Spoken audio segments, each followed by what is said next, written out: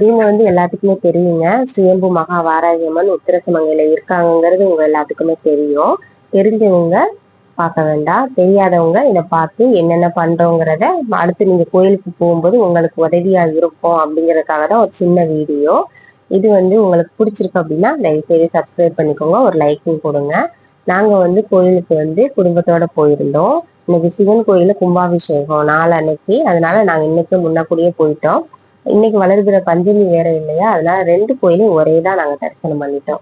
நல்லா சுத்தி அம்மி நிறைய இருக்கும் மஞ்சள் அரைக்கிறதுக்கு. மஞ்சள் எதுக்கு அரைக்கிறோம் அப்படின்னா தன்னோட காரியங்கள்ல வெற்றி பெறதுக்காக. சரியா? இப்போ ஒரு சிலருக்கு வழக்கு இருக்கும், ஒரு சிலருக்கு உடம்பு சரியாகணும்னு இருக்கும், ஒரு சிலருக்கு வந்து நம்ம பிசினஸ் நல்லபடியா மூவ் ஆகணும், இந்த மாதிரி என்ன வேணுமோ அதை நினைச்சுக்கிட்டு இந்த பஞ்சமிக்கு அரைச்சு வச்சோம்னா அந்த விஷயத்தை பொறுத்து 2 பஞ்சமி 1 பஞ்சமி அந்த மாதிரி கண்டிப்பா நிறைவேறிடும். சரியா? அரைச்சு வச்சுக்கோங்க, வந்து சாமியை கும்பிட்டு. இன்னொன்னு ஈட்டி இருக்கும் முன்னாடியே, அந்த ஈட்டில 3 எலும்பச்சம்பழம் குத்தி வைப்பாங்க. எதுக்கு அப்படின்னா அதுவும் காரிய தடை நீங்கிறதுக்கு தான். சுத்தி இந்த மாதிரி கம்பி கேட்லாம் போட்டுப்பாங்க. ஃபர்ஸ்ட் விளக்கு போட்டுருங்க. சரியா? விளக்குக்கு என்னென்ன தேவை அப்படின்னா பச்சரிசி வாங்கிக்கோங்க. இந்த மாதிரி கீழே பச்சரிசி பரப்பி தேங்காயை வச்சு விளக்கு போட்டுக்கலாம். நான் அதை காமிச்சிருக்கேன் இல்லையா? ஊதுபத்தி, சூடம், வெத்தலைப்பாக்கு, வாழைப்பழம், குங்குமம், சந்தனம், இந்த மாதிரி எல்லாமே வாங்கி வச்சு அம்மாவுக்கு உங்களுக்கு என்ன வேணுமோ நினைச்சு பஞ்சமிக்கு விளக்கு போட்டுட்டு வரலாம்.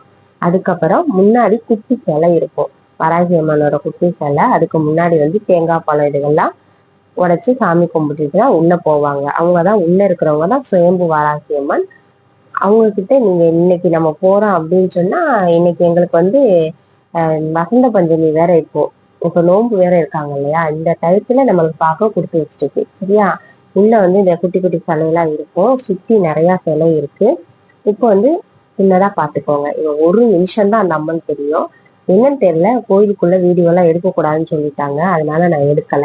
அவ்வளவுதான் எடுக்க முடிஞ்சது.